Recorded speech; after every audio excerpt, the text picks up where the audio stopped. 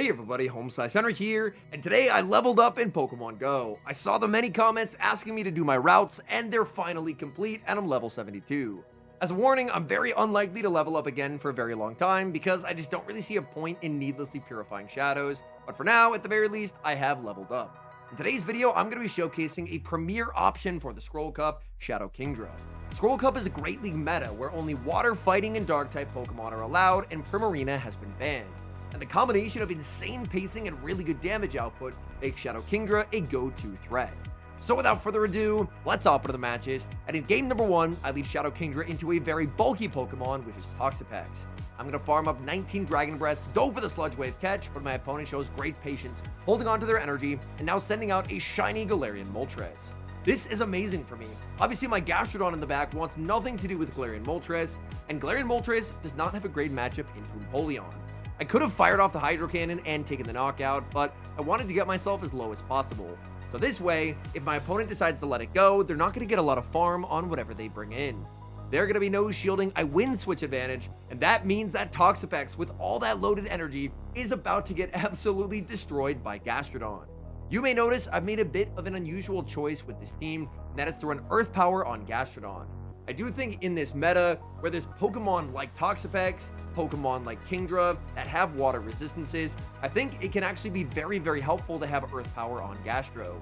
In the back, my opponent has their own Kingdra, and this is where the pacing on Kingdra is just absolutely nightmarish, as Kingdra is going to be able to spam out Swift after Swift after Swift.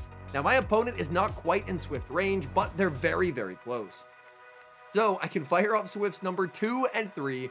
That Dragon Breath will not be enough to KO my Kingdra, and I'm able to get them deep into the red. Back in comes Gastrodon. Gastrodon going to be shielding up everything because I just simply do not fear Brine. They throw the Swift, they're going to be sending in the Toxapex, and I can just fully slap them down. I'm not worried about Brine whatsoever. Opponent goes for a bad manner Sludge Wave, and they will resign the match. Hopping into the next match, leading Shadow Kingdra into Gastrodon. Now this is a very bait-dependent matchup for the Kingdra. Gastrodon has very consistent play, being able to spam out Body Slams, but my opponent makes a huge misplay. They save switch it a Azumarill into a Kingdra, and watch the play that I just did there. I had a hard counter in Empoleon, but there's no reason to send it in right away. I'm able to bank up 100 energy on that Shadow Kingdra, and then wall them off with the Empoleon, and now my opponent is in a tremendous amount of trouble, because 100 Kingdra energy goes everywhere. Basically, the only Pokemon that would want to take that energy is on the screen right now. It's Azumarill, and my energy is guaranteed to not land on that Azu. I'm a little worried my opponent could try for a snipe with Gastrodon to deny the energy, so I'm actually going to throw on alignment. The moment my opponent brings back in the Gastrodon, I'm pivoting back in the Kingdra, and I'm unleashing this energy. I think a bait is pretty obvious, so I'm going to be full sending the Outrage. Opponent does put up the shield, and in the back, they have Shadow Sableye. I'm going for a devious Swift bait. It's double resisted. Shadow Sableye respects the Outrage. Shadow Kingdra, no, I fall 1 Dragon Breath short of this Outrage, and I'm forced to settle for the double resisted Swift. In comes Gastrodon. My opponent actually waited a turn to see what got brought in there, so when they throw one in the move, they actually give me a free Mud Slap. That is very, very helpful. I'm more than happy to shield up now. I would survive a foul play, but I need a little bit of HP because my opponent's going to be bringing in their own Gastro. I fire off the Earth Power. They should just about take the knockout. Earth Power lands. They live on 1, so it's a very safe catch onto Empoleon. My opponent, they have Earth Power themselves, and unfortunately that move getting caught is going to lose the game for my opponent, as Sableye will get Mud Slapped down. So even though my Outrage did get shielded in that game, we were still able to get the win. A familiar lead in the next match, Shadow Kingdra into Toxapex. Same game plan as before, 19 Dragon Breaths, the catch and the sneak onto the Empoleon. Did they go for the Sludge Wave? No, they baited with the Brine, and out comes Shadow Primeape. This honestly works out pretty nicely for me. I have so much loaded energy on the Kingdra, and Primeape is going to have to respect Drill Peck. Primeape should always throw before I get to my Drill Peck, and the nice thing is about the regular Empoleon is they can't farm me down. They're forced to throw energy. I know that I lose Charge Attack priority to Primeape, so I'm always just going to be going for the extra Dragon Breath, and now I can fire off the Swift. Swift is going to be inflicting big damage onto the Primeape. Primeape survives, but that Dragon Breath after takes the knockout. Back in comes Toxapex, and I'm not baiting. I'm going straight for the Outrage. Outrage out of the Toxapex is going to connect. Kingdra can't quite get the farm down, and my opponent reveals they have Double Fighter. Swifts would do way too much damage. They're forced to shield, and the moment they do, the game is over because I can bring in the Gastrodon. The only way I ever lose this game is if I shield and they Night/Boost, so I no shield. They close combat, and it just simply does not matter. Gastrodon is too bulky. I'm going to be shielding here and immediately under-tapping the Body Slam. My opponent does actually get the Night/Boost, so I need this Pangoro off the field instantly. Back in comes the Toxapex. Toxapex will take the knockout with the Brine, and it's going to be a race. Poison Jab versus Dragon Breath. Shadow Kingdra farms down and takes the win. Tricky lead in the next match, Shadow Kingdra against Morpeco. Now this is a matchup where it all comes down to Morpeco's fate. If Morpeco ever has a Psychic Fangs no-shielded, then they instantly lose the matchup. But obviously if they land an Aura Wheel, then that would be catastrophic. I respect the Aura Wheel, I get baited with the Psychic Fangs, and unfortunately that means this matchup is going to be a negative one. My opponent safe switches into Malamar, and I know they have Morpeco. They probably want to save a shield for it, so I full send the Outrage into the shield, and we start off this game with back-to-back incorrect shielding decisions. And that is really not what you want to do. I send the Gastrodon in here to the Malamar because considering they have a Morpeco lead, Gastrodon should largely be useless in the back. Foul play lands, I make the Earth Power on very low HP, and Earth Power will easily be knocking out that Malamar. My Gastrodon is very low, so much so that Morpeco can actually farm me down. In comes Kingdra. Kingdra gets a few Dragon Breaths, but unfortunately I'm just getting knocked out by Psychic Fangs. It's now up to Empoleon, but getting rid of this Morpeco is going to be a problem. They fire off the Psychic Fangs. I'm always going to be no shielding because I know that I'm going to need to save the shield for whatever they have in the back. Morpeco, if you get the shield calls wrong like I did, is going to be a bit of a tricky Pokemon. And unfortunately, having the Outrage shielded and then shielding a Psychic Fangs means that unfortunately I'm probably going to lose this game. Even though it is a Azumarill in the back, which is a great matchup for Empoleon, look at my health bar. I've already lost so much HP. So I will be able to get to Drill Peck after Drill Peck after Drill Peck, but after seeing the Drill Peck damage, I know I'm going to get very, very close to beating this Azumarill, but unfortunately, I am not going to be able to take home this win. My opponent goes for a very meaningless Ice Beam bait, because Ice Beam bait does not help you get to a play rough any faster. I fire off the Drill Peck on charge attack priority. We made it as close as we could, even with all those 50-50s wrong, but unfortunately, Azumarill hangs on and takes the win. We've got mirror leads in the next match, Kingdra into Kingdra, but my opponent actually has the non-Shadow Kingdra. I fire off the Swift instantly, and I don't see a sneak, which means I think I win charge attack priority. Swift would not knock out from here, but with the amount of damage Dragon Breath does, it's usually advisable to shield up the Swift. Since I know I win CMP, I'm always just going to be throwing instantly. My opponent safe switches into Azumarill. They get the catch, but I can rebank a full Outrage for later, and then just wall them off with Empoleon. So this works out amazingly for me. I do think that catching onto an Azumarill when there's a Kingdra lead, it's a very risky play, because even if you're able to waste the Swift, a Kingdra lead will always have a very strong answer to Empoleon in the back. Here, my opponent actually ends up cycle resetting me, so they will fire off the Play Rough. That gets me low, I'm forced to go over 100, and they combo with the Kingdra. But Swift fails to take the knockout. The 1-13-13 Empoleon hangs on. We live the Dragon Breath on 1 HP, and we knock them out. Back in comes the Azumarill. Azumarill gonna be hit with the Drill Peck. This will not take the knockout, but it will get them pretty low. That should be 4 Mud Slap plus Body Slam range. And I'm gonna be winning charge attack priority with Gastrodon. Gastrodon fires off the Body Slam. Opponent puts up the shield. And in that moment, I know this game is over. I have a Gastrodon that's half HP. I have an entire Outrage in the back. Opponent sees the writing on the wall and concedes the match. Bit of a tricky lead in the next match, Kingdra into Araquanid. Araquanid, once I can get it out of the way, their backlines are typically weak to Gastrodon. I tried to CMP tie them there, but I accidentally threw 1 Dragon Breath too many, and of course I end up shielding a Bubble Beam bait. That feels terrible. I'm going to be full sending the Outrage, even at -1, they get absolutely rocked, and out comes a Shadow Celio. I bank a ton of Kingdra energy for later because I was debuffed, so I don't want to throw debuffed energy, and now I send out Empoleon. Somehow Celio is not even that bad in this matchup because Celio is just incredibly strong neutrally. Celio has double resisted fast moves, Surf is single resisted, and it's still putting in some amazing work against Empoleon. Surf is going to land, Empoleon continuing to farm, there's a switch, they try and snipe me down with Bug Bites, but Empoleon withstands the Bug Bite pressure and takes the knockout with Drill Peck. Opponent sends out Morpeco as their final Pokemon, and this game is over. I can just send in Gastrodon, no shield the first, and then slap all the way down. So I'm going to be no shielding here. My opponent goes for a Seed Bomb, but look at that. Seed Bomb I don't think is the play on Morpeco. It hit for double super effective damage, and it still wasn't enough.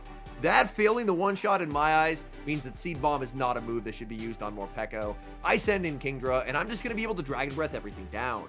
I'm a little bit low on the Kingdra, but I'm not worried. I get that fast move down, Morpeco gets farmed down as well, and even though my opponent had Seed Bomb not Oko-ing Gastrodon is so underwhelming.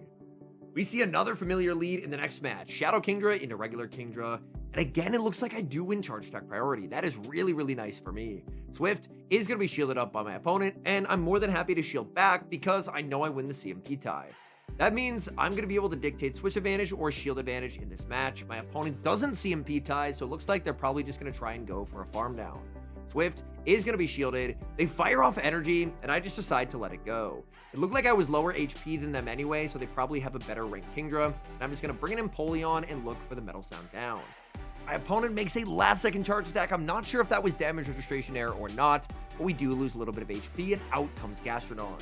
Unfortunately, Gastrodon can actually survive 2 Hydro Cannons here, so I'm going to throw 2 Metal Sounds, switch into my Gastro, and it's Mandibuzz in the back. And unfortunately, I think this is the first unwinnable game we've had with this team. Typically, when you see a Kingdra lead, you're safe in the knowledge that there can't be a Mandibuzz in the back, because if there is, then the team would just automatically lose to an Azumarill lead, and Azumarill is a very real Pokemon in this meta.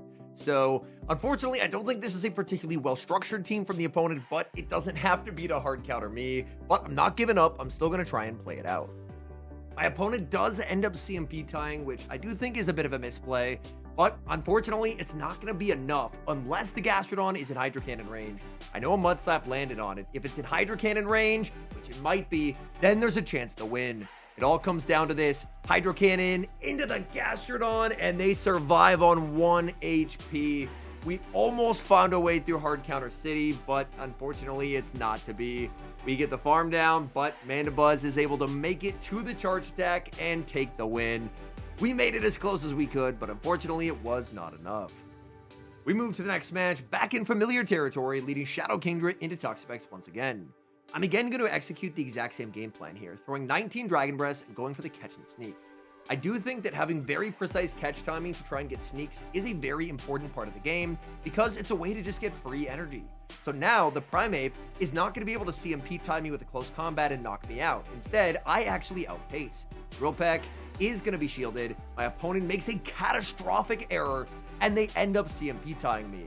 They have back-to-back moves. They should always be throwing before I get my charge stack, because now I can shield, force their final shield, throw 1, viciously combo them with the Shadow Kingdra, and they lose all that boosted energy. That never would have happened if they didn't CMP time me. They should have just thrown when they got the back-to-back and they would have been fine. But that is the danger of CMP time when you have 2 moves, is your opponent can shield and then suddenly you don't get your second move. And in the back, my opponent has a Shadow Annihilate, but I'm up a shield, so I can just send in Gastrodon, Mud Slaps, adding up, and my opponent will resign the match. We get same leads again in the next match, Kingdra into Toxapex, but this opponent switches things up. They save switch into Hakamo-o. I'm going to throw the Swift, throw 1 Dragon Breath, and then send out the Gastrodon.